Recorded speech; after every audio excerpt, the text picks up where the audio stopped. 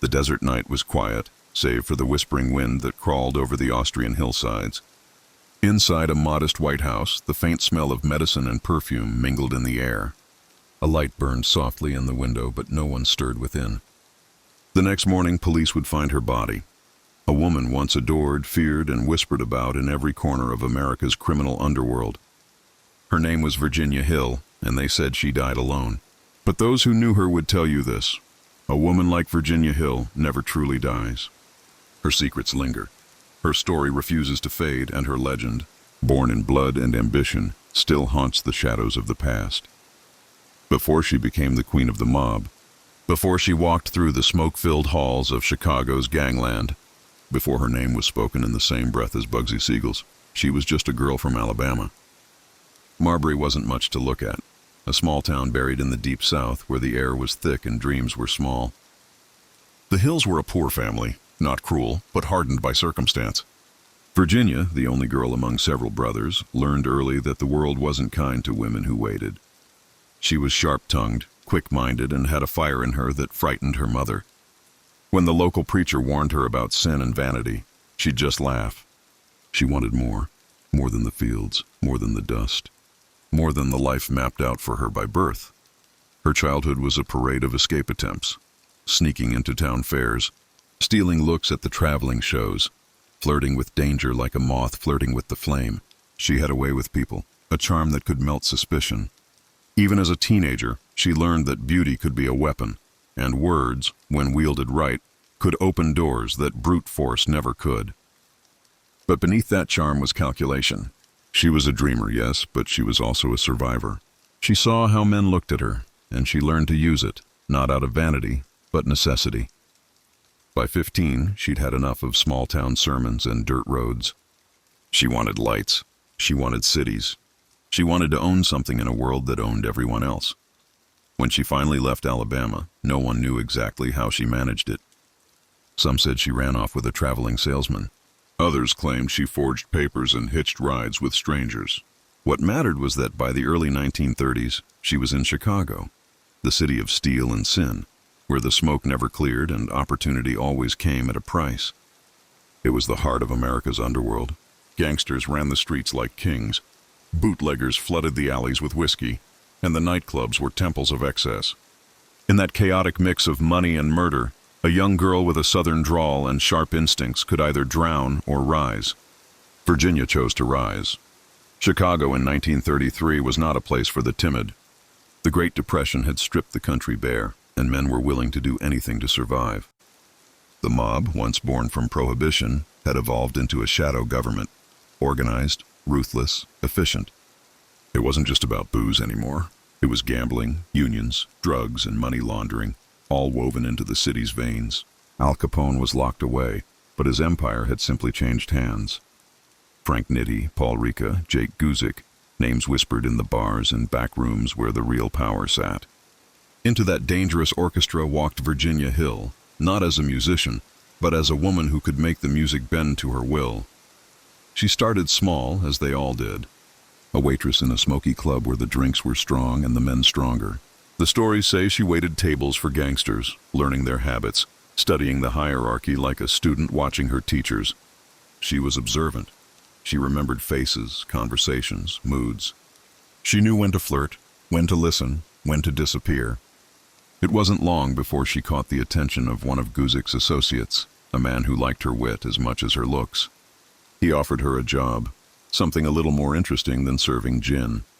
She'd be a messenger, a go-between for the mob's business partners. It was dangerous work, but the pay was good, and Virginia was fearless. That first job changed everything. She carried envelopes between men who could order a killing with a phone call. She learned the art of discretion, of silence. She dressed the part, elegant, confident, always in control, and soon people forgot she was just a courier. They saw her as someone important, a woman trusted by the mob's inner circle. But Virginia was playing her own game. She never let herself be owned. She knew how to make herself indispensable without becoming dependent. She could laugh with gangsters, flatter them, even seduce them. But she always walked away with something more valuable than money: information. That information was her armor. It gave her power in a world that rarely gave women any. By the late 1930s, Virginia was more than a messenger. She was a link, a trusted connection between Chicago, New York, and Los Angeles. The mob called her the Flamingo for her fiery red hair and her ability to stand out in a crowd. Yet she could vanish just as easily when she wanted to. She knew how to blend into the background, how to travel without drawing attention, how to charm border agents and hotel clerks into forgetting her face. Every envelope she carried was a story, every secret a piece of the empire's foundation. And as the years passed, she found herself standing closer and closer to the center of that empire. The world around her was shifting. Prohibition was over, but organized crime wasn't dying. It was adapting. The mob had moved into Hollywood, into unions, into Vegas before Vegas even had a name. Money flowed across states, and Virginia was often the one making sure it arrived safely. She dined with movie stars, danced in the halls of the Beverly Hills Hotel, and spent weekends in Havana, where American gangsters rubbed shoulders with politicians and spies. To most, she was a mystery, glamorous, untouchable, always seen but never truly known. To the men who worked with her, she was trusted, perhaps too much. They said she could walk into a room full of killers and leave with everyone smiling. But for all her charm and cunning, Virginia Hill was not made of stone. Somewhere in the midst of the power plays and midnight meetings, she met a man who was her equal in intensity, her match in madness, Benjamin Bugsy Siegel. He was unlike anyone she'd ever known. Handsome, reckless, magnetic, a man who carried death in his eyes and dreams in his heart. The first time they met, sparks flew like a match dropped on gasoline. He saw her not as an accessory, but as an equal, and she saw in him a reflection of her own hunger. Together they were unstoppable and doomed, but that story was yet to unfold. For now, she was still the queen of the couriers, the woman who knew everyone and everything worth knowing. She moved through cities like a ghost, New York, Miami, Havana, always at the edge of something bigger. Her power wasn't in violence or wealth, it was in her access. She knew the bank accounts, the politicians, the offshore deals. She could destroy a man's empire with a few whispered words, and the mob knew it. That's why they kept her close.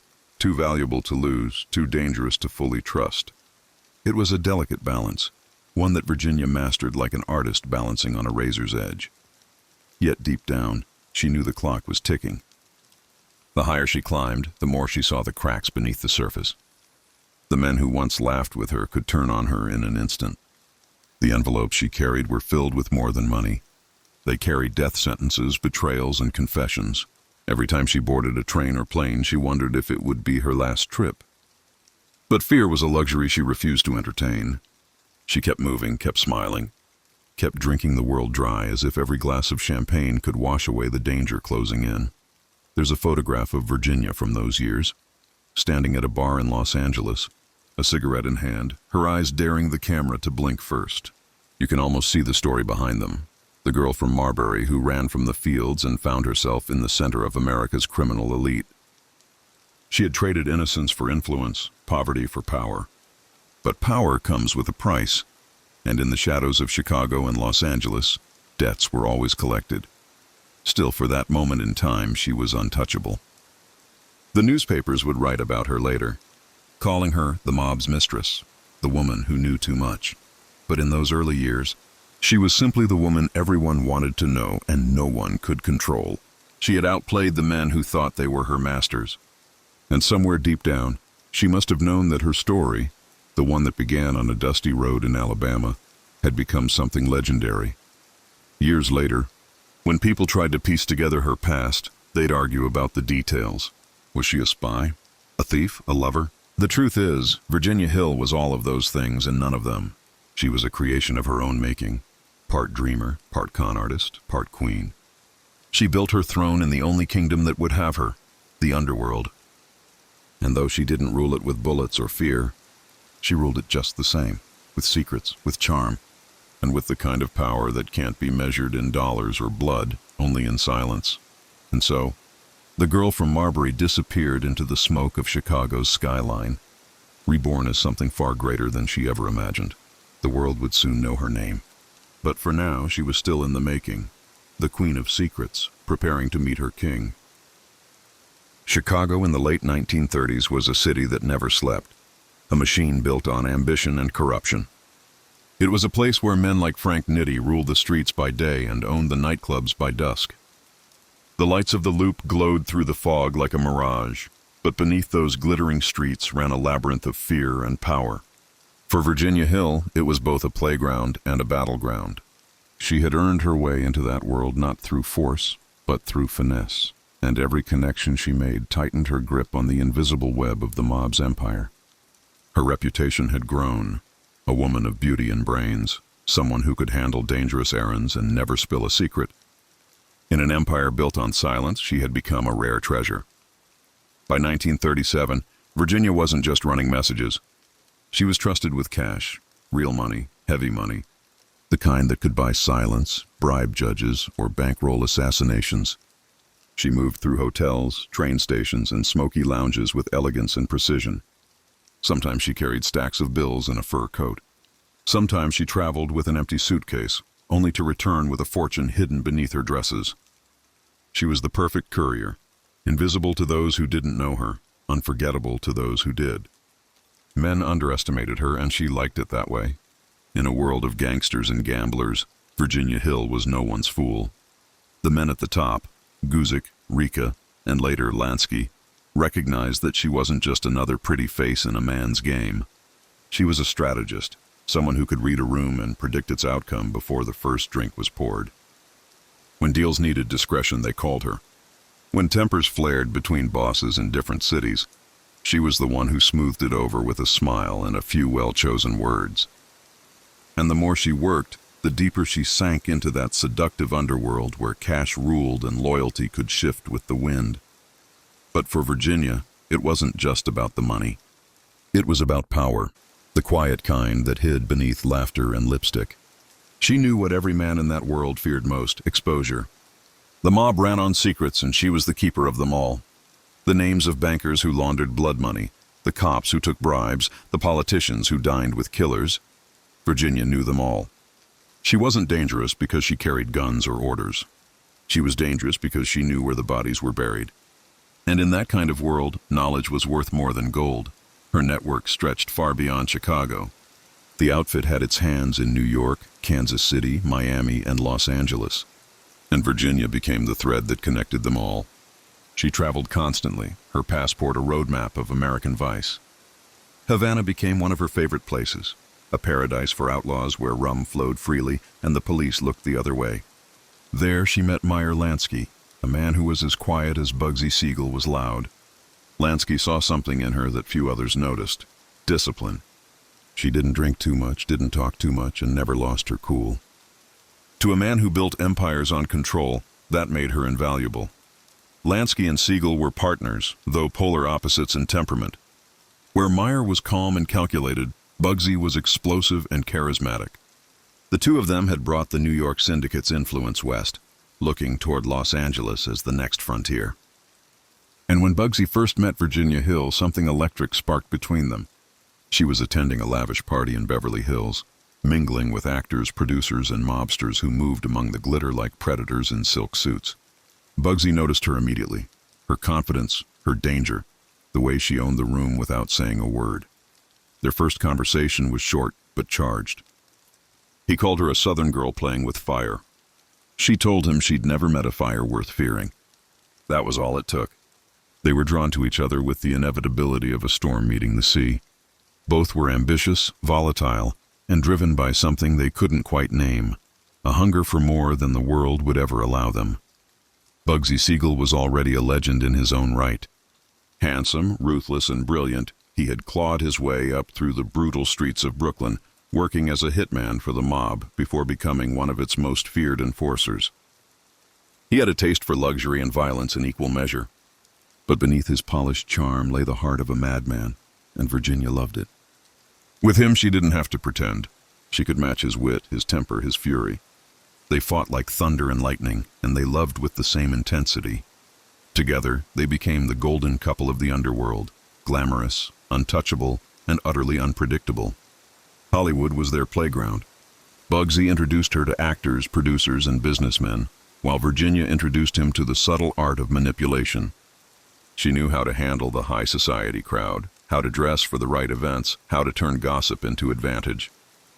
They became a power couple that blurred the line between organized crime and Hollywood fantasy.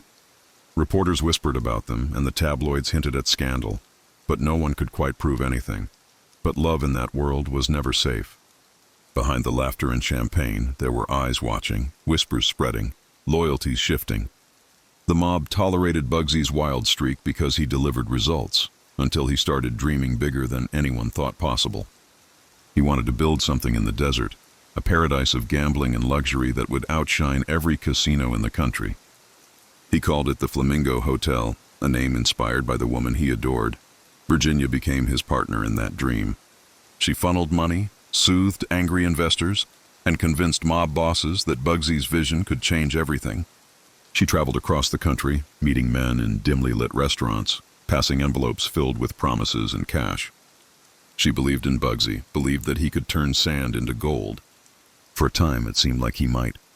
But behind the scenes, cracks were forming. The project bled money, millions vanishing into the desert wind. Bugsy's temper grew worse, his paranoia sharper.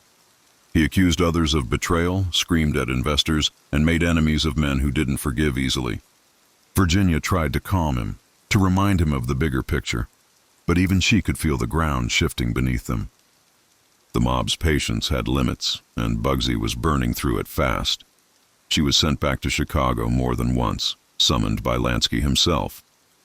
He didn't threaten her, not directly. But his message was clear: keep Bugsy under control, or the bosses would.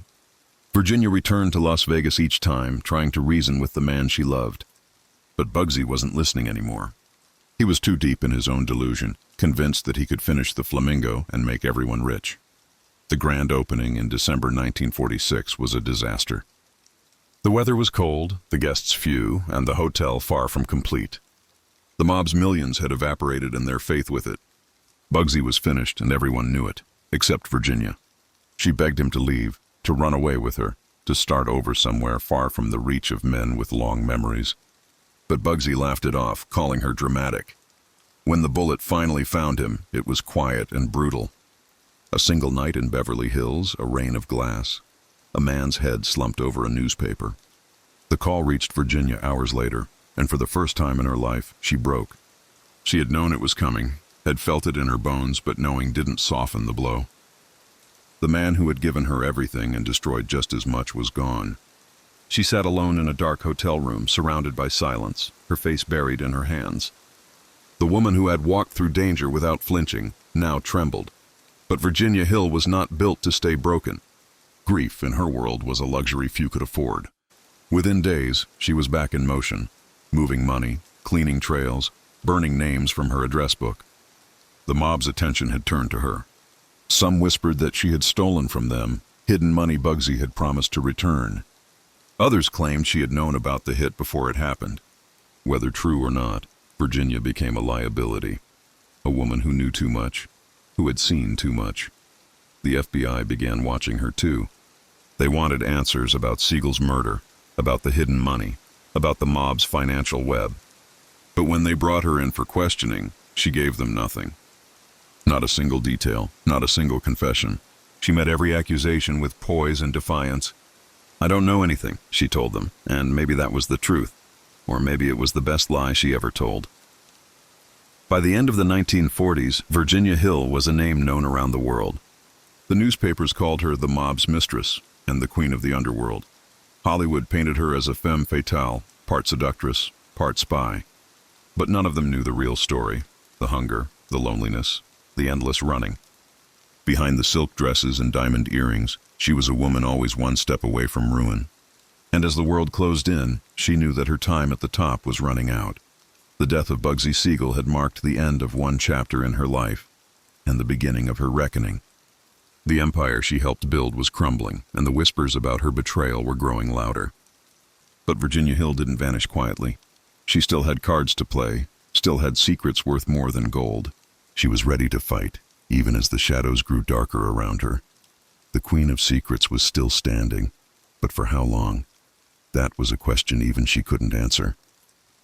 The morning after Bugsy Siegel's death, The California sun rose over a world that looked the same but felt entirely different to Virginia Hill. The newspapers were still damp with ink when her name began appearing in headlines.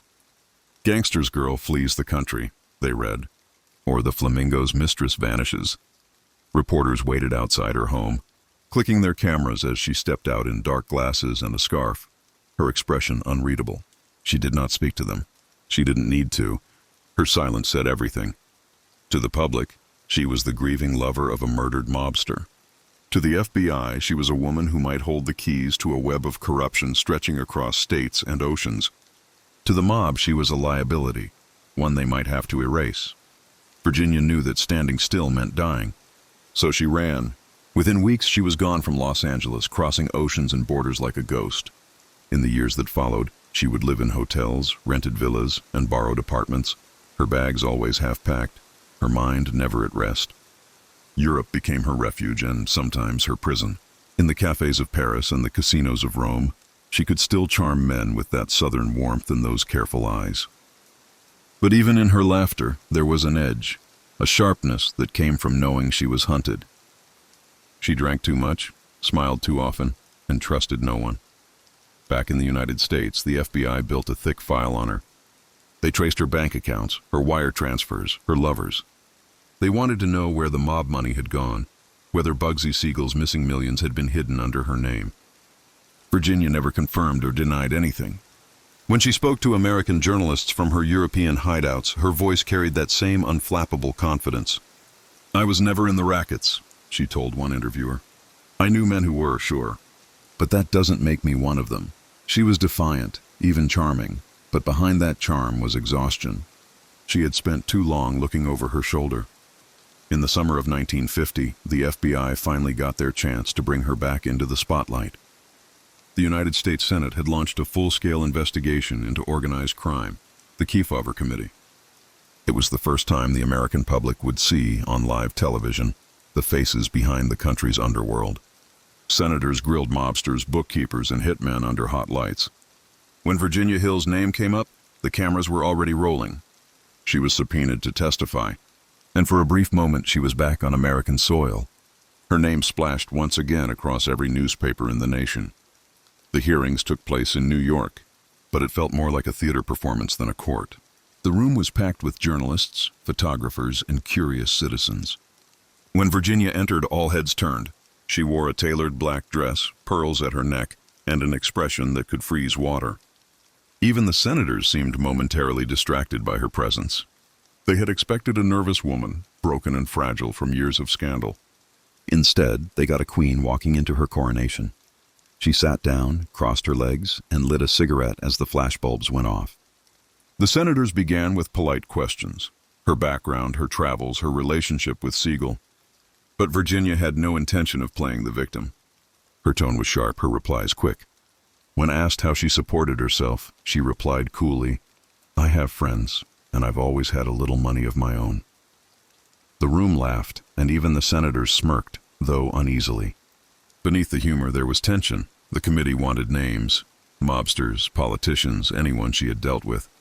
They asked if she had ever carried money for organized crime, if she had ever laundered funds, if she had ever overheard plans for killings. To every question, Virginia gave the same calm answer. No. Sometimes she leaned back and smiled, as if amused by the spectacle. Sometimes she simply shrugged. Her accent softened her defiance, but it didn't hide it. The senators grew frustrated. "Miss Hill," one of them finally said, "you expect us to believe that you lived the life you did and knew nothing about organized crime?" Virginia smiled, a small, knowing smile.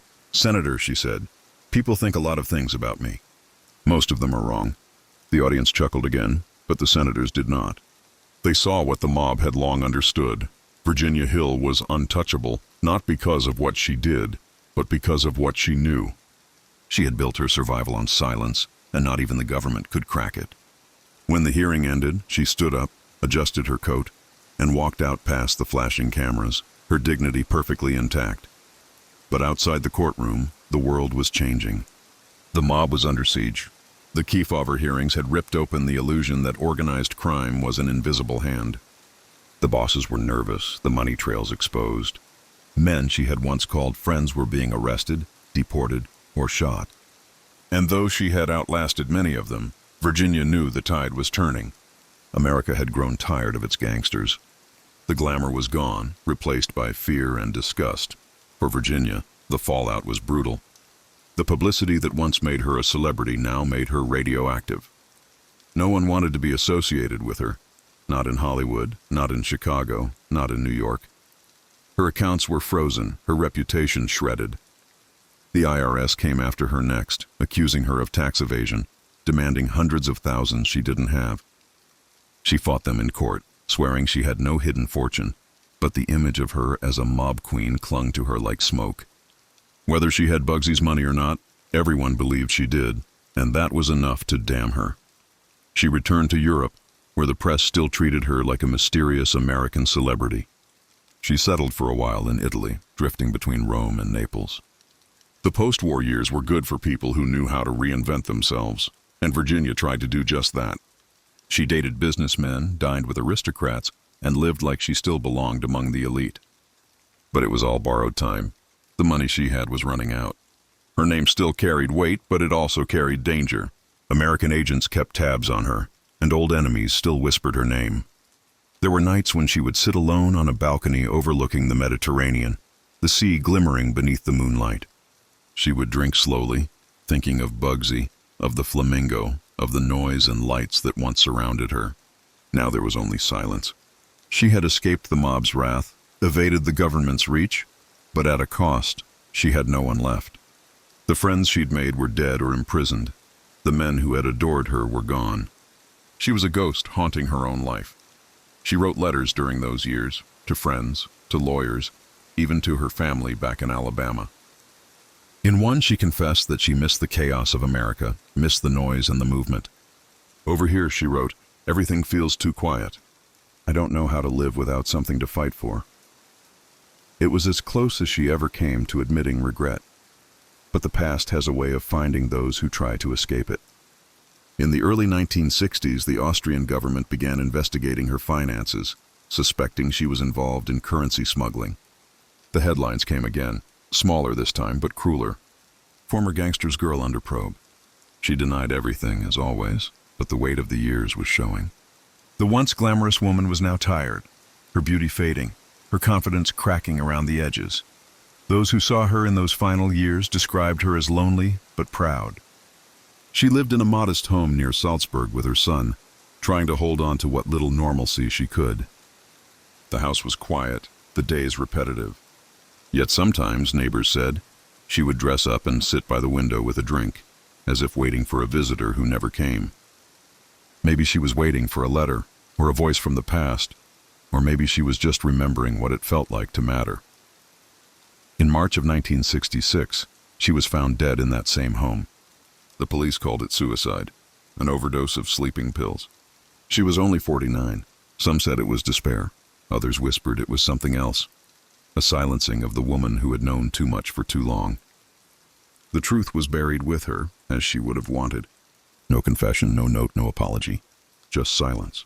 Her funeral was small, attended by few. There were no headlines then, no cameras. The woman who had once been the center of every room now slipped quietly into the earth.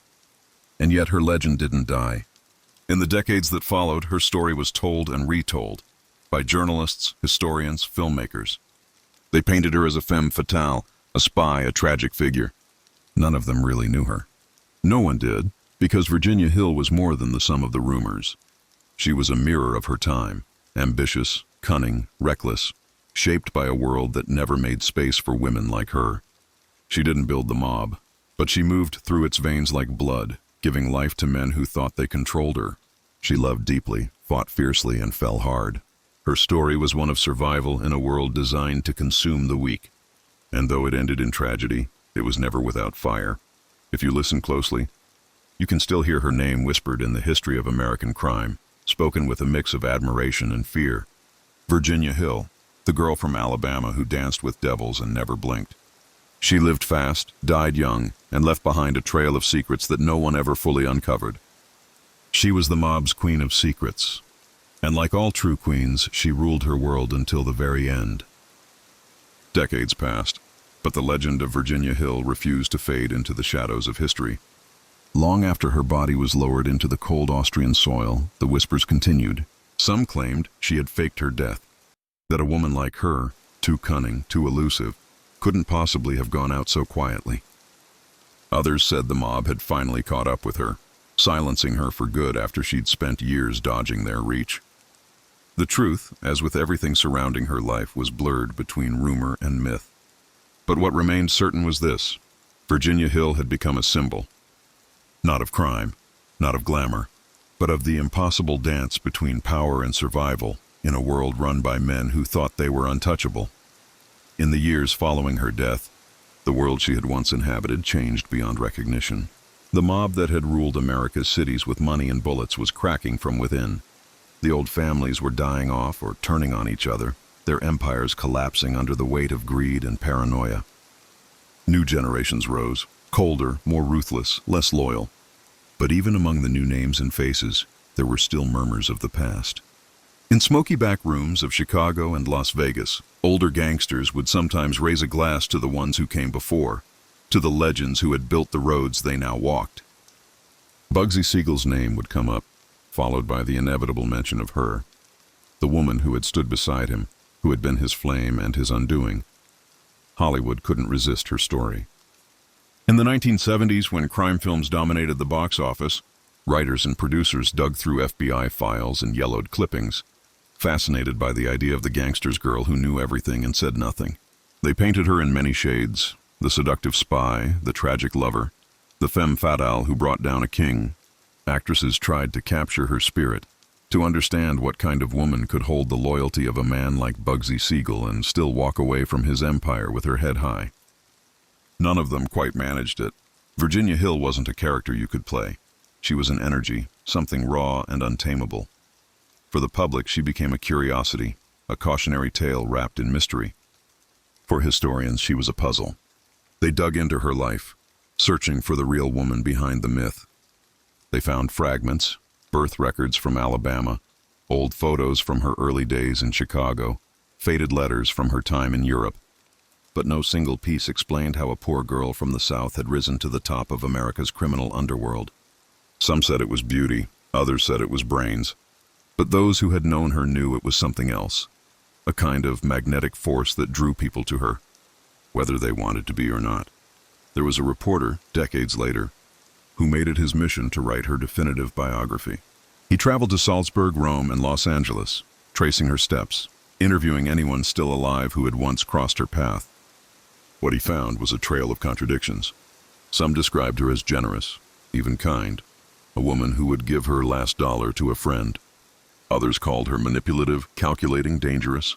A man who had known her in Italy said, "She was like fire. Beautiful, yes, but if you got too close, you burned." The reporter realized, as so many before him had, that Virginia Hill could never be fully understood. She had built herself out of contradictions, lover and betrayer, victim and survivor, saint and sinner. In one forgotten interview, unearthed from an old European magazine, Virginia had been asked if she regretted her past. Her response was simple but haunting. "Regret," she said, lighting a cigarette and looking out a window. "What's the point? Regret don't change nothing. You do what you have to do to live. That's all there ever is." It was that philosophy that had carried her from the dirt roads of Alabama to the marble floors of the Flamingo. Even now, her fingerprints lingered in history. The Flamingo Hotel, Bugsy's dream that had once been the laughingstock of the mob, went on to become the crown jewel of the Las Vegas Strip. Tourists walked its halls without knowing that a woman's ambition had once helped lay its foundation. Her presence could be felt in every glimmer of the city lights, in the decadence, the risk, the beauty built on danger. She had been part of that spark, one of the people who saw that the desert could bloom with money and sin. In a way, her legacy was not buried with her. It was built into the very bones of modern Las Vegas. In the late 1980s, a film adaptation of Bugsy Siegel's life was released. The world watched as a glamorous actress portrayed Virginia Hill with passion and poise, turning her into a figure of intrigue for a new generation. Younger audiences, who knew little of the real mob wars, were captivated by the story of love and betrayal between a gangster and his fiery lover. But Hollywood's version of Virginia was softened. The real woman was sharper, more complex. She wasn't just a lover in someone else's story. She was a survivor writing her own. Yet even misrepresented, she captured imaginations once more. The myth grew stronger. Behind the myth, though, there were still unanswered questions. What had really happened to Bugsy's missing fortune? The Flamingo had bled money in its early months, but millions had vanished from the books. Some believed Virginia had taken it overseas, tucked it into secret accounts, ensuring her survival. Others claimed the mob had reclaimed every cent after Siegel's death. But the truth, if anyone ever knew it, died with her. That mystery alone kept her name alive in certain circles. Bankers, investigators, and treasure hunters whispered theories about Virginia's money, as if it were buried gold waiting to be found. It was fitting, in a way. Even in death, she was still the woman everyone was chasing. Meanwhile, her hometown in Alabama barely remembered her. The locals spoke her name quietly, if at all, embarrassed that one of their own had become a figure tied to scandal and crime. The house where she was born eventually crumbled, swallowed by time and neglect. Yet sometimes travelers curious about her legend would stop in that little town, asking for directions to the place where Virginia Hill's story began. Most were met with blank stares or polite dismissals. To them, she had become more myth than memory. The same reporter who had tried to write her biography returned to Salzburg in his later years. He visited her grave, a simple stone weathered and almost forgotten. He brought flowers and left them there, standing in the cold Austrian air, thinking about how far she had come from the cotton fields of Alabama. There was no sign of wealth, no trace of the glamour she had once embodied. Just a name carved into stone, marking the end of a life that had burned too brightly to last. He wondered, as many had, what she had truly wanted out of life. Was it love, power, freedom, or simply to be seen? Not as someone's mistress, not as a pawn in the mob's game, but as her own creation. He later wrote that standing before her grave felt like standing before a mirror of America's darker dreams. The dream of rising beyond your station, no matter the cost, no matter who you had to become. Virginia Hill had lived that dream, and like America itself, she had paid the price. But her influence went deeper than most realized. For years, young women who studied her story, in film, in books, in archives, found in her a strange kind of inspiration. She was proof that even in the cruelest worlds, women could wield power, could outthink and outlast the men who tried to control them. She wasn't a hero, not by any stretch, but she was something rarer, a survivor in a time and place where women weren't supposed to survive at all. One writer, decades later, said it best: Virginia Hill was the ghost of every man's fear and every woman's hunger, the hunger to be free. Even now, her spirit lingers in the imagination of storytellers and dreamers. Every tale of a woman who rises from nothing, every film about love and betrayal in the underworld, carries echoes of her. She is in the shadows of every smoky nightclub, in the perfume that lingers on empty glasses, in the soft rustle of silk against danger. She is there, not as a villain or a saint, but as a reminder that some people live their lives too fiercely to ever truly die. And somewhere, in the neon pulse of Las Vegas nights, where fortunes are won and lost with a flick of a card, it isn't hard to imagine her. That unmistakable southern drawl, that half smile, that unbreakable fire, still watching from the edges, amused by how little the world has changed. Because in the end, Virginia Hill wasn't destroyed by the world she lived in. She became it. History has a way of rewriting its own stories, polishing the rough edges of the truth until the people inside them become myths. But the myth of Virginia Hill refused to stay polished. Every few years, a new wave of fascination would rise.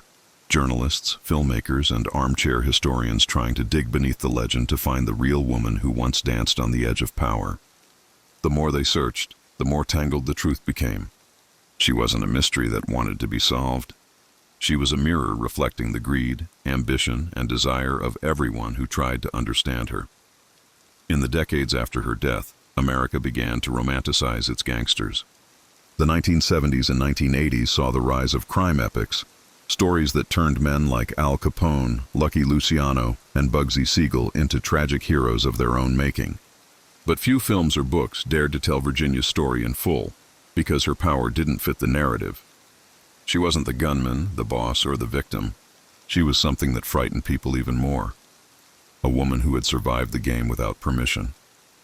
Her life didn't need rewriting. It demanded understanding. By the late 1980s, her name was back in newspapers when boxes of old FBI documents were declassified. Among the faded pages were reports that hinted at her importance.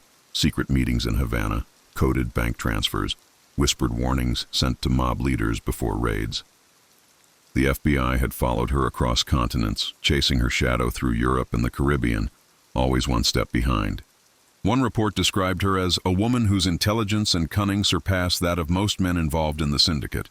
It was both an insult and an admission.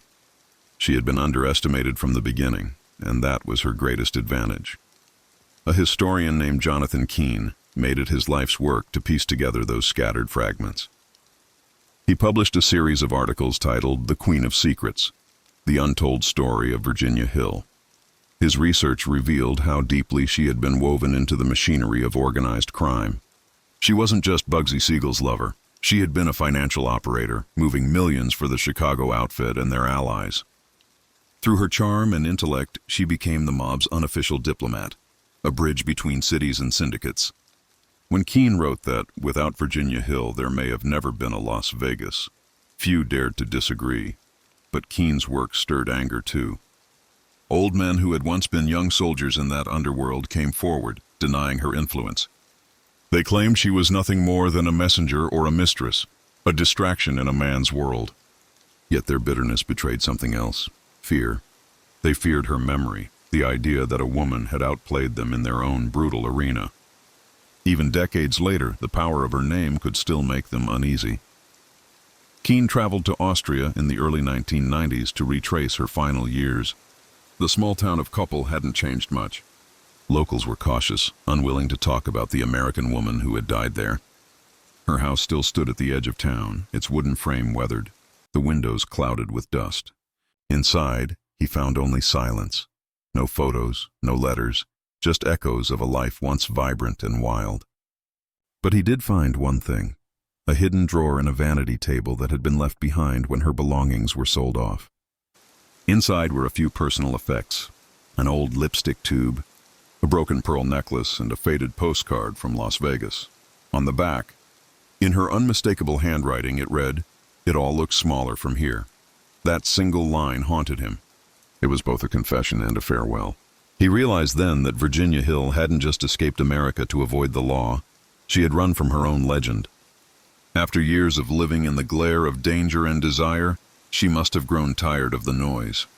The money, the fame, the lies, it had all become too heavy to carry. Yet even in exile, she couldn't escape what she had been. The Queen of Secrets could hide her face, but never her past. Keene's findings sparked renewed debate. Some saw her as a victim of misogyny, crushed by a world that punished ambitious women. Others saw her as a master manipulator who had built her life on deception. But everyone agreed on one thing: she had changed the rules. Her ability to maneuver through the underworld, to gain the trust of men who trusted no one, was nothing short of extraordinary. In an era when women were expected to stay silent, she had spoken in actions that echoed louder than any confession. A documentary soon followed. Archival footage showed her testifying before the Kefauver Committee, the cameras capturing every flicker of defiance in her eyes. The narrator's voice described her as a woman who smiled at danger and never blinked. Audiences were mesmerized. For many, it was their first glimpse of the real Virginia. Not the glamorous caricature from Hollywood, but the steel-nerved woman who stood alone before the U.S. Senate and refused to crumble. When asked why she associated with criminals, her answer had been simple: because they were the only ones who told the truth. It was a line that could have been her epitaph.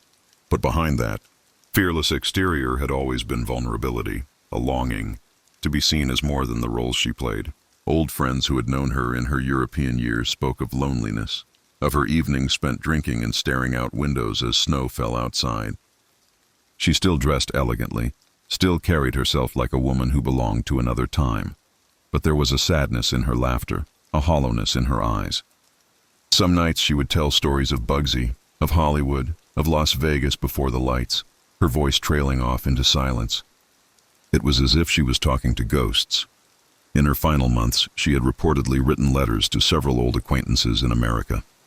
Only one was ever found, addressed to an old journalist who had once interviewed her in Los Angeles. The letter was never sent. In it she wrote, "I wonder if anyone ever really knows what happened. I wonder if they ever will, but maybe it's better this way. Some things aren't meant to be told." The letter ended without a signature, just a lipstick kiss on the paper. It was as if she was signing off from the world in her own cryptic fashion. Virginia Hill had always understood the power of mystery. She knew that silence could protect her better than any lawyer, that secrets could be weapons sharper than knives. It was how she had survived so long in a world where men disappeared overnight, where loyalty shifted with the wind. That understanding had become her armor, and ultimately her curse. Her story resonated through time because it was more than just a tale of crime and glamour. It was about a woman who refused to stay small, who clawed her way from obscurity into infamy, and then, finally, into history. She lived in a time when power belonged to those who took it, and she took it with both hands. She didn't ask for permission. She didn't wait for opportunity. She created it, even if it destroyed her in the end. Keene's book, published years later, became a quiet success. It painted Virginia Hill not as a hero or a villain, but as a human being, flawed, brilliant, reckless, and real. It told the story of a woman who saw the world as it was, not as it pretended to be. When asked in an interview what he thought drove her, Keene said, "She was chasing something bigger than love or money. She was chasing freedom, the kind of freedom only the reckless ever touch." In the years since, Virginia's image has been reimagined countless times. Modern crime shows borrow her style, the sharp wit, the unapologetic ambition, the glint of danger behind a perfect smile. She has become a symbol of defiance, a reminder that history is not just written by men with guns, but by those who dared to stand beside them and hold their gaze. If she were alive today, perhaps she'd laugh at all the fuss. She'd pour herself a drink, light a cigarette, and watch the world argue over who she really was. Then, when they thought they had her figured out, she'd slip away again, leaving only questions behind. That was always her way, to remain one step ahead, even in death. And maybe that's why she endures. Because in a world that feeds on answers, Virginia Hill remains the question no one can solve. In the years that followed the release of Jonathan Keene's book, Virginia Hill's story began to seep deeper into the bloodstream of popular culture. She became an obsession for storytellers who wanted to understand the enigma of power and vulnerability colliding in one person. Scholars dissected her like a case study in ambition. Feminists debated her role as a woman who dared to navigate the masculine labyrinth of organized crime, and journalists resurrected her name every few years as new fragments of her life surfaced from forgotten archives. Yet the more people spoke her name, the less they seemed to truly grasp the woman behind it. Virginia Hill had become a symbol of something larger, the seductive intersection between crime, glamour, and tragedy, and perhaps that was the only way she could have survived history's gaze. By the early 2000s, digital databases opened access to thousands of government documents once buried in classified drawers. Among the countless pages of mob-related investigations were thin traces of her, coded memos, intercepted letters, bank records written in disappearing ink. They revealed a network of transactions that stretched far beyond what most historians had assumed. Names of Swiss banks, offshore accounts in the Caribbean, and even coded references to political figures appeared alongside hers. It was clear that Virginia had operated on a level of sophistication few understood. She had not merely been a courier or a mistress. She had been a key node in an international web of power that blurred the line between organized crime and political influence. One of those files mentioned a meeting in Havana in 1946, the infamous Havana Conference, where America's mob bosses gathered to divide territories and discuss future investments. Historians already knew about Lucky Luciano's presence, about Meyer Lansky's vision for Cuba, about the strategic alliances forged that night. But one FBI note, long overlooked, mentioned a female intermediary from the Chicago group, codename VH. She had allegedly delivered messages between Luciano's representatives and stateside partners. If that report was true, Virginia Hill hadn't just been a side player. She had been present at one of the most significant underworld meetings in American history. A journalist named Lisa Givens took up the story in 2003, digging into the possibility that Virginia had served as more than just a messenger. Her research led her to interview an elderly man in Naples, once a bookkeeper for one of Luciano's associates. He remembered her vividly, not just her looks, but her command of the room. She wasn't afraid of anyone, he told Givens. Even Luciano showed her respect. That says everything. Givens published a documentary series titled The Queen's Code, piecing together how Hill may have acted as a silent broker between factions, managing both loyalty and information like currency. The series reignited fascination with Virginia's shadowy role in history, painting her as a strategist hidden beneath the veneer of seduction. But while her legend was being re-examined, her humanity was also rediscovered. Letters surfaced from her time in Europe, not to gangsters or allies, but to her family back home in Alabama. In one, she wrote to her brother, "I used to think money could buy freedom, but all it did was buy me cages with better wallpaper." It was a rare glimpse into a soul weary of running, of surviving in a world that never allowed her to rest. She wrote about loneliness, about missing the warmth of the South, about dreams of buying a small home by the water and never hearing another lie. The letter ended with a chilling line. "If I die over here, tell them I went to sleep smiling." That line would haunt the researchers who found it. It was eerily close to the official explanation of her death. Suicide by overdose. In her bed, a quiet end for a woman who had lived her life in constant motion. Yet even that seemed too neat, too convenient. Decades later, forensic experts reviewing her case noted inconsistencies in the police report. The placement of her body, the missing bottle of pills, the lack of residue in her glass. Questions that had lingered since 1966 returned with sharper edges. Did she take her own life, or was she silenced once and for all? A retired Austrian detective who had worked on her case before it was closed came forward late in his life. In an interview, he admitted that he had always suspected foul play. "There were people watching her," he said. "Strangers who came into town before she died. They were polite, American, well-dressed, not the kind of men who visit quiet villages. When she died, they vanished. He never had proof, but his words fed the fire of conspiracy that still burns today." Meanwhile, the image of Virginia Hill evolved again. Younger audiences who stumbled upon her story saw her not as a tragic figure, but as a pioneer. A woman who navigated power structures with audacity and intelligence. Social media romanticized her, turning her quotes into digital poetry, her photographs into aesthetic icons. She ran with wolves and never flinched, one caption read beneath a black and white portrait of her leaning against a car in the 1940s. "She taught men how to bleed," said another. The real woman, flawed, human, complex, was lost in the glitter of her myth once again. But for those who sought truth, her life offered deeper meaning. She represented the cost of ambition, the danger of love in the wrong places, the loneliness of power. She had built bridges between crime and society, yet found herself stranded on one of them, unable to return to either side. She had lived in a world where loyalty was currency and silence was survival. And when the lights faded, all she had left were her memories. In 2006, an independent filmmaker named Joseph Morano released a film called The Queen of the Desert Light. It wasn't a direct biography, but a poetic retelling of Virginia's final days. The film opened with her wandering through snow-covered fields in Austria, haunted by the ghosts of her past. The narrative flickered between her quiet isolation and flashbacks of the roaring chaos she once ruled. The laughter of Las Vegas nights, the burning stare of Bugsy Siegel, the sound of jazz bleeding through a smoky room. It was slow, melancholic, but mesmerizing. Critics praised it as a haunting portrait of a woman consumed by her own legend. The movie didn't answer questions.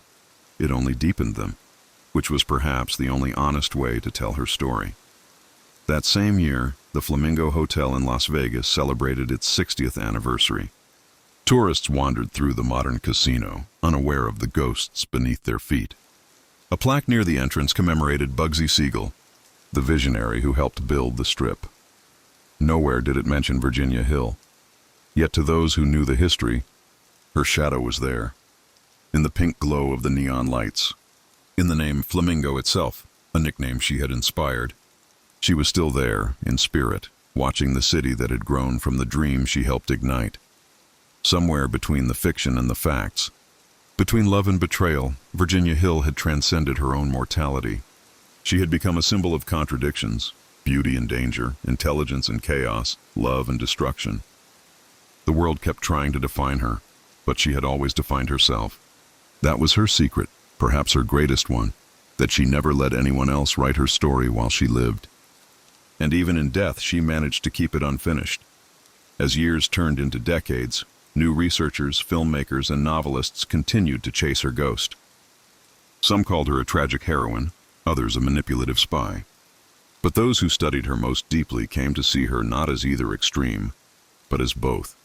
A woman shaped by the ruthless world she inhabited, yet one who learned to manipulate its rules to her advantage. She was not the victim of the mob's world. She was its reflection. In one interview, Morano, the filmmaker, said, "I didn't make the film to explain her. I made it because I think she still hasn't been explained, and maybe she never will be." His words captured the eternal truth about Virginia Hill. She wasn't meant to be solved.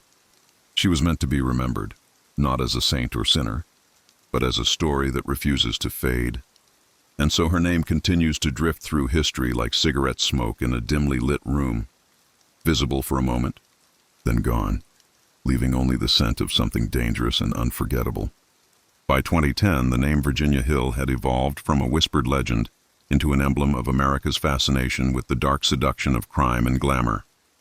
True crime documentaries, podcasts, and streaming services rediscovered her, painting her not just as Bugsy Siegel's lover, but as one of the most enigmatic women in the Underworld's golden age. Yet even as filmmakers and journalists dissected her life, few could agree on who she truly was. To some, she was a femme fatale who manipulated men for wealth and power. To others, she was a survivor, a woman who played the only cards the world allowed her. Between these versions of her, a ghost lingered, the real Virginia Hill, whose story had been twisted by both time and myth. One of the more ambitious projects to explore her life came from a European historian named Dr. Marcus Reinhardt, who specialized in transnational organized crime. In 2011, he began to examine how American mob money flowed through Europe after World War II, and in that network, he found her fingerprints everywhere. Financial records revealed that shortly before her death, Hill had made multiple bank withdrawals across 3 countries, Switzerland, Italy, and Austria, totaling nearly $500,000 in modern value.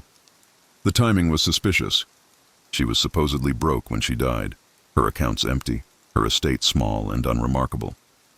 So where did that money go? And more importantly, what was she doing with it? Reinhardt's theory was daring. He suggested that Hill might have been preparing to disappear once again, to reinvent herself for the final time under a new name. His research indicated she had contacted an Italian notary a few months before her death, asking questions about residency papers and false identity documentation. To Reinhardt, it suggested one last escape attempt, a plan to vanish from the world that had devoured her. Perhaps, he proposed, she didn't die at all. The theory gained traction online, where forums buzzed with speculation that her suicide had been staged. Some even claimed she had been seen years later in Argentina, living quietly under a different identity, much like the escaped war criminals of her era. It was wild, romantic, impossible to prove, and exactly the kind of ending that suited her legend. But amid the noise, a quieter truth emerged through her personal effects, which had been auctioned off decades earlier and later rediscovered by collectors. In a small leather suitcase once belonging to Hill, found in a Vienna antique shop, there were photographs, letters, and receipts that offered glimpses into her final years. Among them was a picture of her sitting at a cafe table in Salzburg, wearing a fur-lined coat, staring at something out of frame. Her eyes were distant, tired, but not defeated. On the back, written in her own hand, were 3 words, "Still not done." It was dated January 1966, 6 months before her supposed suicide. The note reignited interest among those who believed her death had been staged. Still not done. It sounded like a message. A quiet defiance against the world that had already buried her once before. Meanwhile, Hollywood, never one to resist a tragic star, began circling her story again. A major studio announced plans for a biopic titled Flamingo Queen, with a rising actress cast in the lead. The project promised to explore the emotional complexity of Hill's life, portraying her as both a victim and a visionary. But just before production began, a legal dispute arose. Hill's distant relatives in Alabama, who had lived most of their lives in quiet anonymity, objected to the script's portrayal of her as a manipulative criminal. She was family, one relative told the press. She made mistakes, but she was smarter than the men around her. They used her and blamed her when it went bad.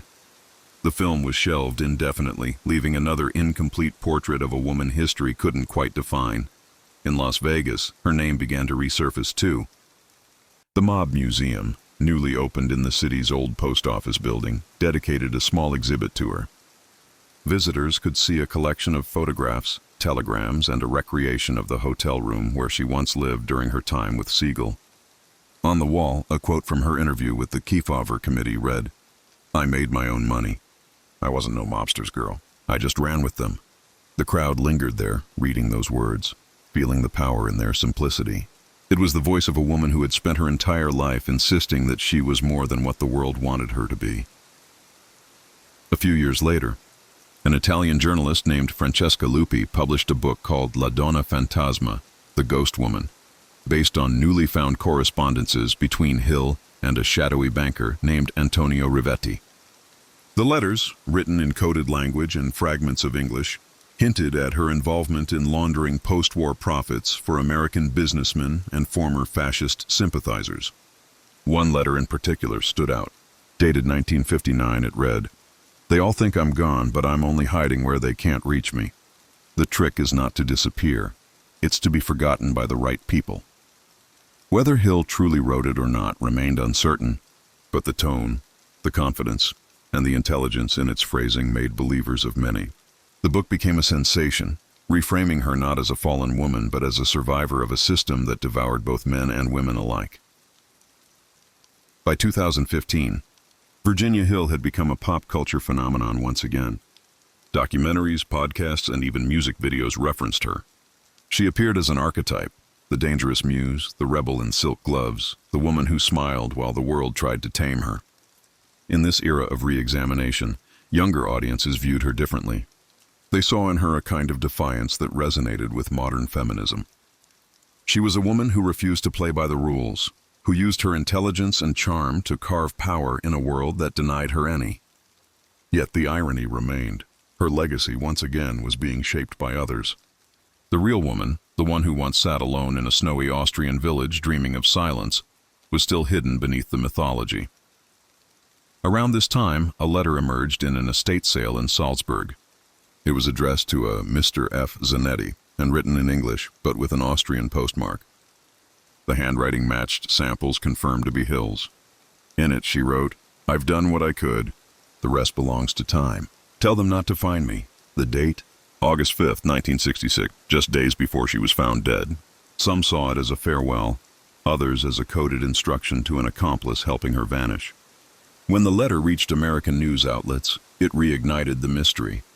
Could she have planned her disappearance down to the last detail, leaving behind a corpse that wasn't hers? Theories multiplied like wildfire. For a brief moment, Virginia Hill trended online, her photographs appearing alongside hashtags celebrating strong women in history. Ironically, her image, once used by the media to shame her, was now used to celebrate her resilience. The woman who had once been labeled a gangster's moll was being reframed as an icon of independence. Yet beneath the glitter of empowerment narratives, there was still the unmistakable melancholy of her life's end, whether real or staged. She had wanted peace, anonymity, and perhaps redemption, but the world kept pulling her name back into the spotlight she had long fled. Late one night, decades after her death, an old man visited her grave in Austria. He placed a single red rose on the headstone, then lingered in silence. Witnesses who saw him from a distance described him as American, dressed sharply despite his age. When asked later by a local reporter who he was, he only said, "An old friend." She was better than they ever knew. Then he walked away, vanishing into the mist. No one ever learned his name, and no one saw him again.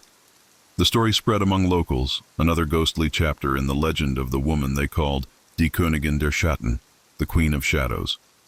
Time has a way of eroding fact into folklore. What began as the tale of a Southern girl who rose through the ranks of the mob became something almost mythological. Her story, like all great tragedies, lived because it refused to be simple. Each generation found a different meaning in it, a mirror reflecting its own desires and fears. The mobsters saw ambition and betrayal. The dreamers saw freedom and defiance. The historians saw complexity and survival.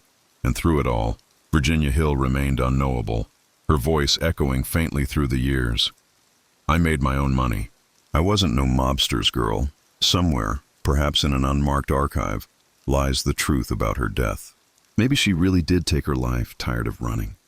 Or maybe she succeeded in her final act of reinvention, vanishing into a quiet life under a new name. Whichever it was, she won in her own way. She kept the world guessing. She turned her story into something that no one, not the FBI, not the mob, not history itself, could fully control. And perhaps that was her ultimate revenge. Years rolled on, and the legend of Virginia Hill refused to die. Even as the world modernized and new generations turned their gaze toward digital fame and fleeting celebrity, her story still surfaced like a ghost breaking through the mist. The world had moved on from the glamour of the old underworld, from the smoke-filled lounges and whispered deals of the 1940s, but Hill's name endured, carried by the strange magnetism of those who burned too bright to be forgotten. Her life had become a cautionary tale, a symbol, and an obsession.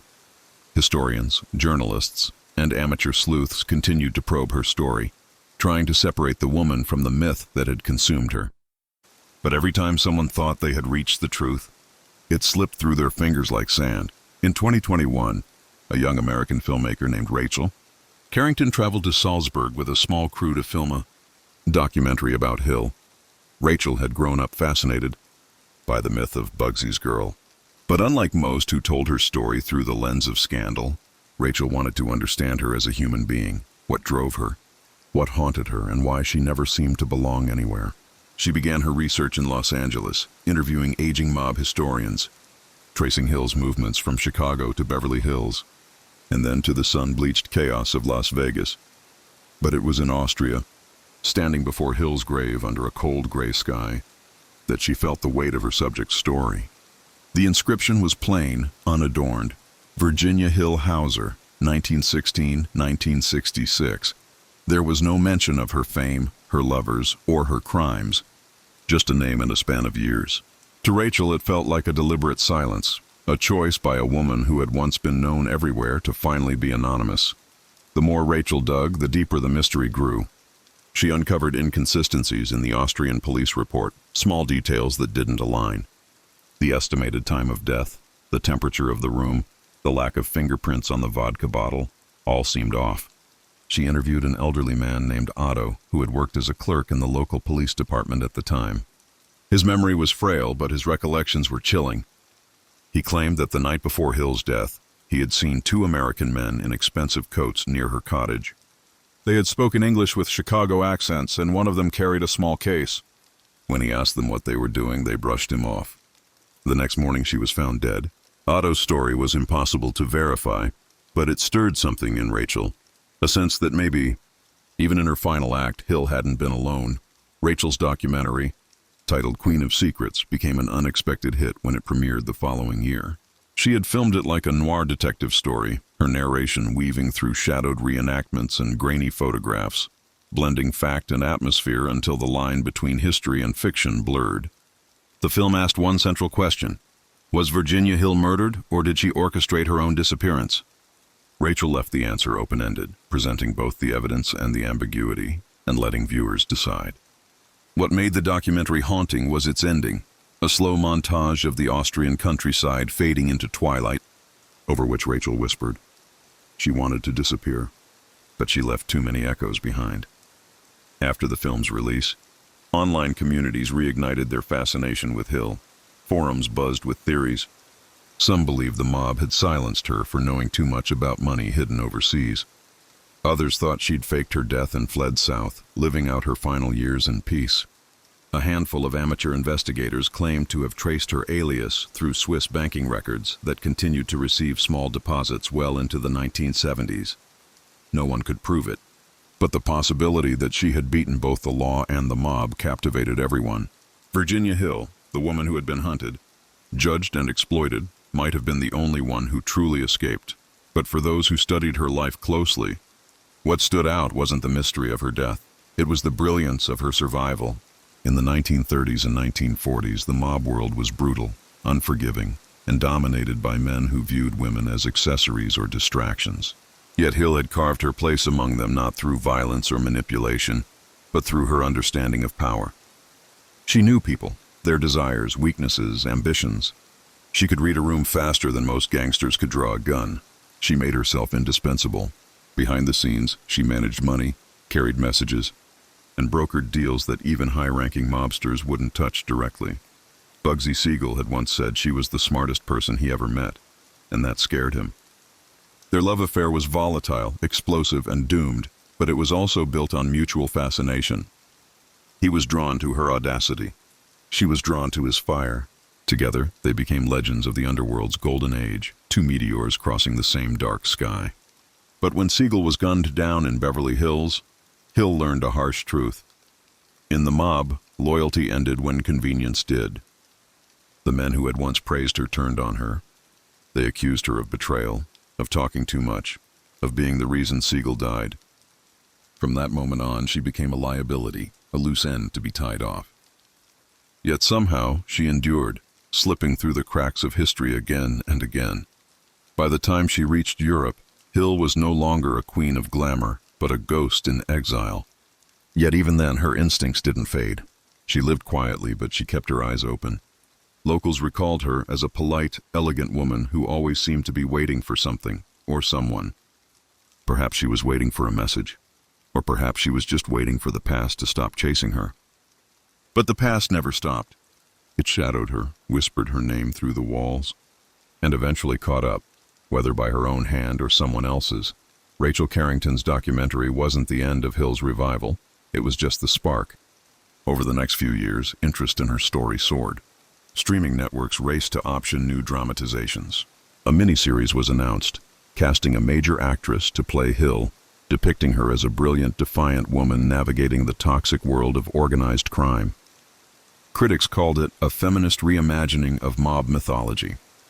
The show painted her not as a side character in the story of Bugsy Siegel, but as a mastermind in her own right, a strategist who understood power better than anyone else.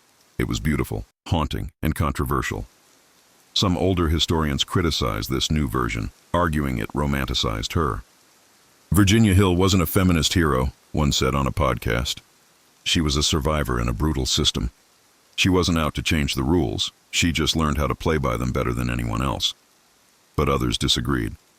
They argued that surviving in that world was revolutionary in itself. She didn't need to be a saint to symbolize strength. She was flawed, impulsive, and often reckless, but she lived on her own terms. In time, the question of whether she was a hero, villain, or victim became irrelevant. What mattered was that her story endured. Even decades later, people felt drawn to her contradictions. She could be kind and ruthless, loyal and selfish, vulnerable and cunning. She was, in every sense, real. That was what made her unforgettable.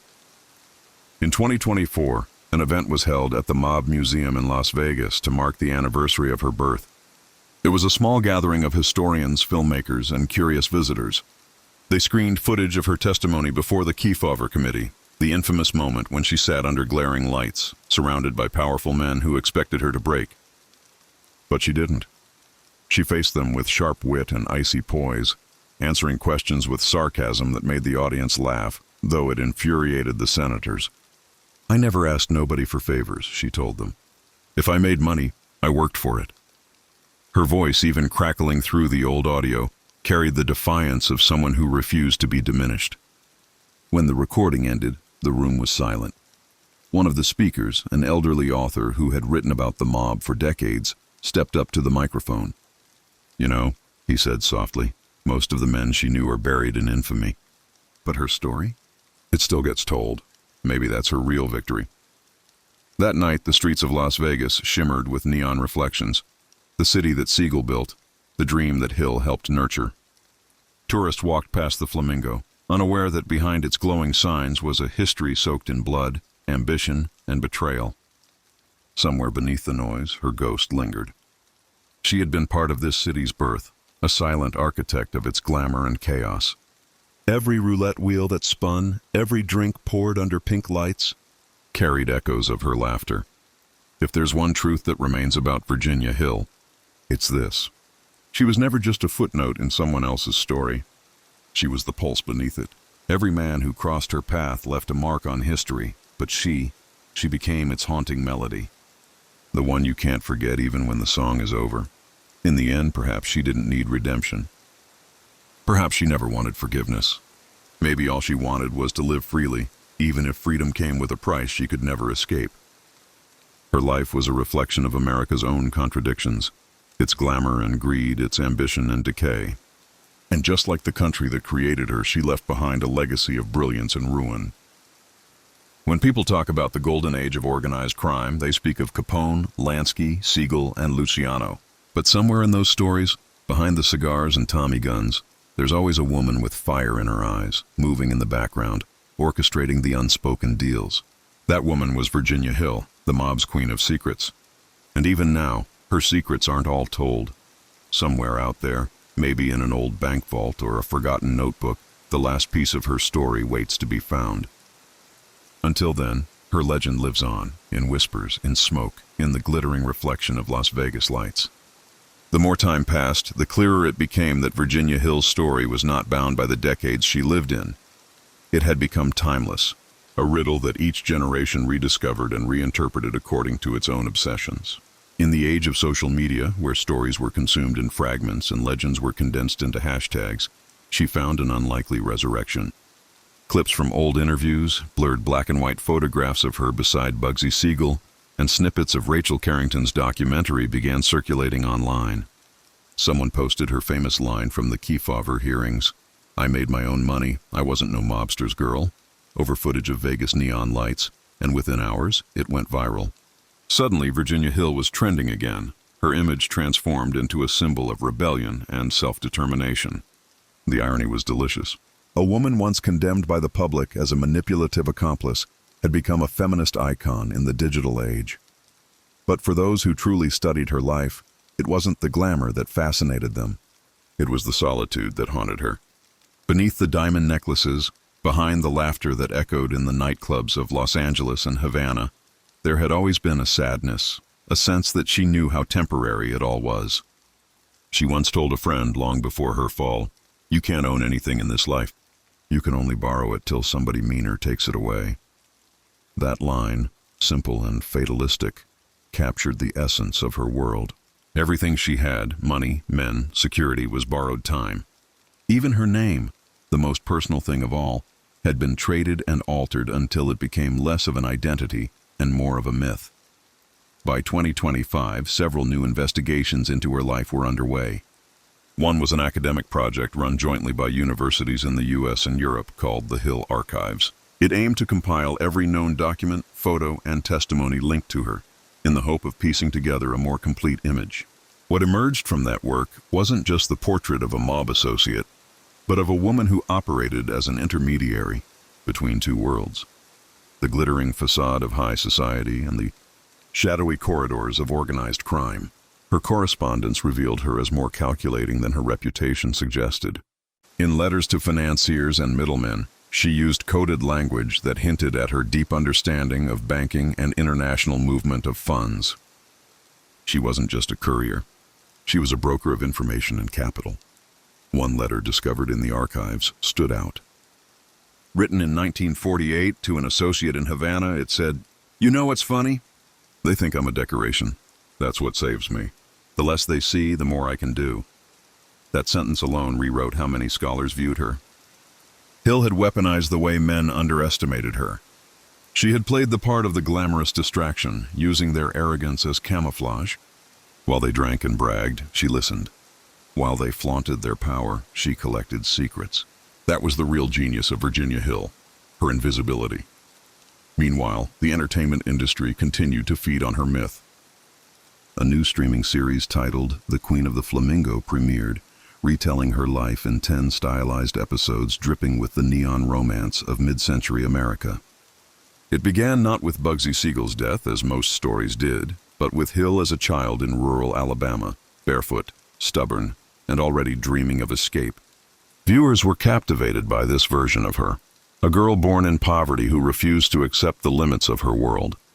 The show portrayed her rise with cinematic grandeur, the smoky jazz clubs, the whispered deals in hotel rooms, the reckless love that would define her. But where the show truly shined was in its portrayal of her later years, when she was alone in Europe, struggling against ghosts. The final episode ended ambiguously, showing her walking away into a snow-covered forest, disappearing into the white as the screen faded to black. Audiences debated the ending furiously online. Some called it tragic, others triumphant. The ambiguity only deepened her allure. In Salzburg, where she had spent her final years, her grave began attracting visitors, young people who had seen the show or read about her online. They left flowers, coins, and even handwritten notes. The locals, at first bemused, began to treat the site as a kind of shrine. One elderly woman who lived nearby told a reporter that every year on Hill's birthday, someone left a bouquet of red roses and a small envelope marked G. No one knew who the sender was, but the gesture hinted that someone, somewhere, still remembered her intimately. Even more curious was the reappearance of certain artifacts connected to her. A small jewelry box surfaced at an estate auction in Vienna, allegedly belonging to Hill. Inside was a delicate gold locket containing a black and white photograph of a young man in uniform. The inscription read, "Yours be." Many believed it was Bugsy Siegel, though experts debated its authenticity. Another item, a telegram from 1951 addressed to Mrs. Hauser in Switzerland, contained only 2 words, "Still safe." The sender's identity was unknown. Whether it was a message about money, a person, or a secret, no one could say. The mysteries multiplied, and with them her legend grew. As her story spread into new media, Virginia Hill became more than a figure from history.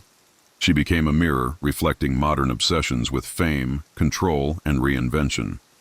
People saw in her the same forces that drive the world today: the hunger for attention, the fragility of image, and the illusion of power.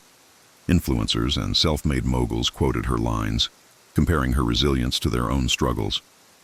It was absurd, perhaps even disrespectful, to reduce her complex life to a meme or slogan, but it was also proof that her spirit remained alive.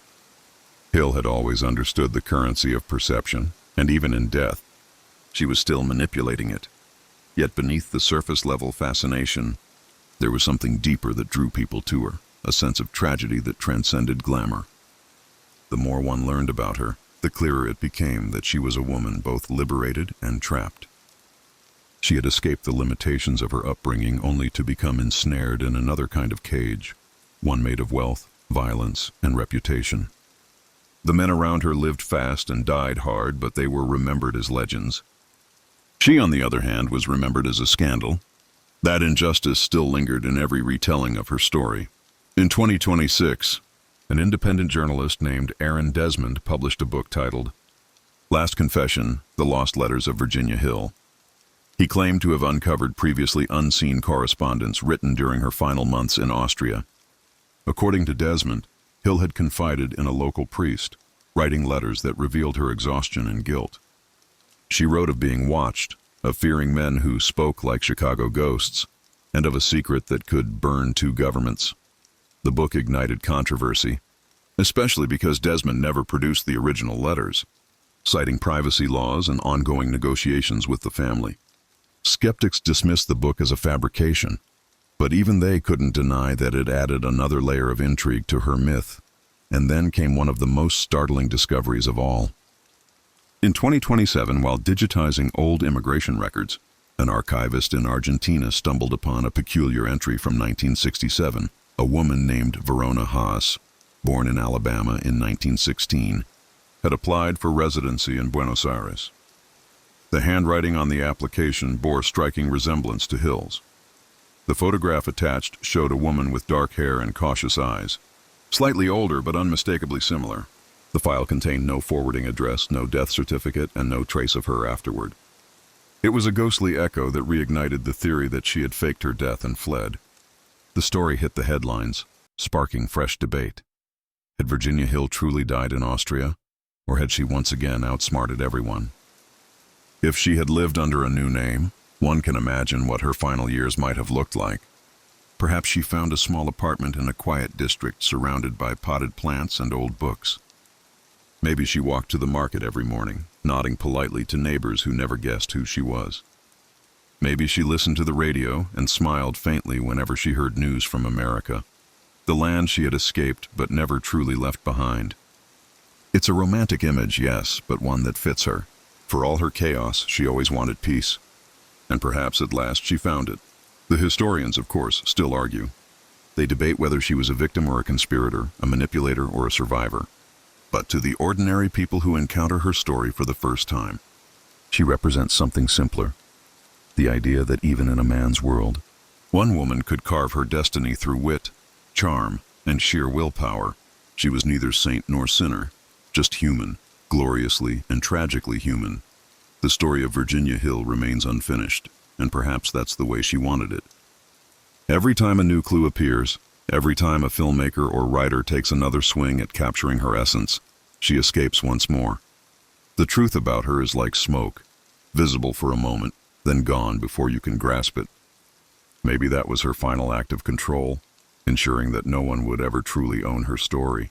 In the quiet moments, when the lights of Las Vegas flicker across the desert night, one can almost imagine her ghost wandering the edges of the city she helped inspire, not as the fallen woman history painted her, but as the restless spirit of ambition itself, eternal, untamed, and impossible to silence.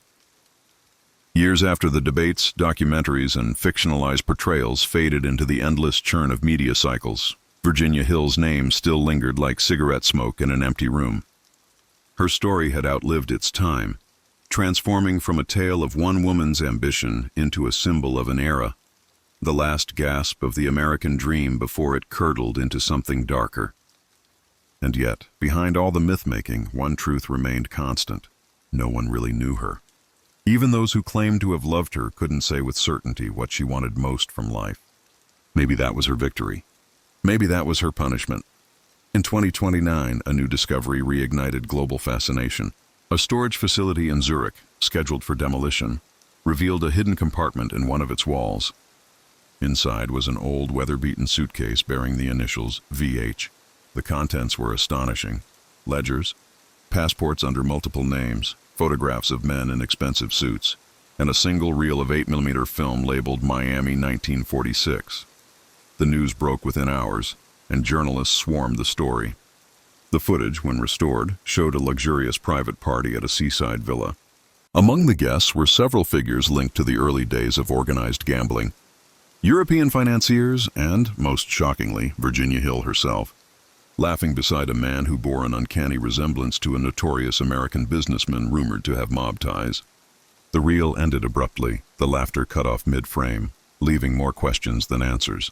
The ledgers were even more provocative. They contained coded entries referencing cash movements between Havana, Los Angeles, and Zurich during the late 1940s. Experts who examined them claimed that the transactions suggested Hill's involvement in a money laundering operation far more sophisticated than anything previously documented. For decades, historians had speculated that she had functioned merely as a courier, but the records hinted that she was at the center of it all, the silent architect who ensured that millions flowed invisibly through the financial arteries of post-war capitalism. If that were true, it meant she had not only survived the fall of the syndicate, but had continued to operate quietly under new identities long after the headlines declared her dead. The revelation reignited the old debates. Was she a victim of powerful men or a mastermind who had orchestrated her own myth? Academic panels, podcasts, and documentaries all sought to dissect the mystery again, but this time the tone was different. The public wasn't content with seeing her as a tragic figure anymore. They wanted to see her as a legend. The digital age demanded icons, not victims. And Virginia Hill, whether she intended to or not, fit that role perfectly. She was the original influencer before the word existed, the woman who turned performance into power. In the midst of this renewed frenzy, a young biographer named Clara Mendez became obsessed with piecing together the definitive version of Hill's life. Clara was meticulous, a researcher with a historian's rigor but a novelist's sensitivity. She traveled across 3 continents, tracking every surviving trace of Hill's existence. In Vienna, she interviewed a retired banker who claimed to have seen Hill in the 1960s, under the alias Mrs. Hauser. In Buenos Aires, she found a neighbor who remembered a gringa with dark hair, who spoke fluent German and always paid in cash. In Los Angeles, she unearthed forgotten court transcripts and witness testimonies that hinted at Hill's possible role in smuggling funds for former associates fleeing U.S. prosecution. Each clue seemed to confirm the same thing. Virginia Hill had been far more powerful and far more careful than anyone realized. But what fascinated Clara most wasn't the money or the men. It was the psychology behind it all. In her notes, she wrote, "Hill's tragedy is not that she was destroyed by the system. It's that she understood it too well. She played by its rules until she realized they were designed to break her." Clara's book, published in 2031 under the title The Woman Who Knew Too Much, became an instant bestseller. Critics praised it for its nuance and depth. It didn't glorify Hill, nor did it condemn her. It portrayed her as what she truly was, a survivor, navigating a world where every deal came with a price and every secret was a form of currency. The book's success led to a revival in interest across film and art. Musicians wrote songs inspired by her. Fashion brands launched lines invoking her mid-century elegance. One acclaimed photographer recreated her famous portrait, the one where she sits on the edge of a bed, cigarette in hand, eyes full of defiance, using modern models posed against neon backdrops. In every interpretation, the essence remained the same, a woman both in control and on the edge of collapse. The world couldn't decide if it loved her for her strength or her suffering. Perhaps that was the secret of her immortality. Meanwhile, an entirely different development unfolded in a quiet corner of the Swiss countryside. A local legal firm announced the unsealing of a private trust established in 1959 under the name Verona Holdings. Its founder's identity was listed as confidential, but several of the names associated with its accounts matched aliases known to have been used by Hill. The trust's records detailed property purchases, offshore investments, and even discreet donations to cultural institutions in Europe and South America. One transfer in particular caught attention. In 1964, a large sum was wired to a women's university in Madrid under the condition that it fund scholarships for self-made women. No one could prove it definitively, but it seemed to align perfectly with Hill's voice and motivations. Even in exile, she had found a way to leave a mark, a quiet rebellion against the world that had tried to define her. By the mid-2030s, the narrative around her shifted again. Historians began reclassifying her not merely as a mob moll, but as one of the most influential underworld figures of her generation. Her manipulation of financial networks had inadvertently shaped modern offshore banking. Her social maneuvering anticipated the rise of global celebrity culture. What had once been dismissed as the antics of a reckless woman now looked like a prototype of the systems that governed the modern world. Money without borders, fame without accountability, and identity as a commodity. One historian wrote in an essay, "Virginia Hill didn't just live in the 20th century, she predicted the 21st. That line went viral, quoted across academic journals and social media alike. To the younger generations, she became a kind of mythological figure, the outlaw entrepreneur who turned charm into currency and chaos into art. Online communities began referring to her as the original Mirage. Clara Mendez, now older and weary from years of obsession, returned one last time to Salzburg to visit Hill's grave. The cemetery was quiet, the air sharp with the scent of pine and cold stone. A thin layer of snow covered the ground, and the epitaph, simple, unadorned, still read, Virginia Hill Hauser, 1916 to 1966. Clara stood there for a long time, uncertain whether she was paying respects to a woman who lay beneath her, or to a legend who had never really existed. She placed a small envelope on the grave. Inside was a note that read, "You were right about the game." Then she turned and walked away. That night, in a small cafe near her hotel, Clara met an elderly man who claimed to have known Hill in her final years. His name was Ernst, and his face carried the calm resignation of someone who had outlived his secrets. Over coffee, he told Clara a story that had never appeared in any archive or interview. According to Ernst, Hill had once told him that she didn't fear death, she feared being misunderstood. "They'll make me into something I'm not," she said to him, her voice soft, almost tired. "And maybe that's the price I pay. But at least I chose it." Ernst also claimed that on the night she died, she had written a final letter, addressed to no one. He never saw the letter again.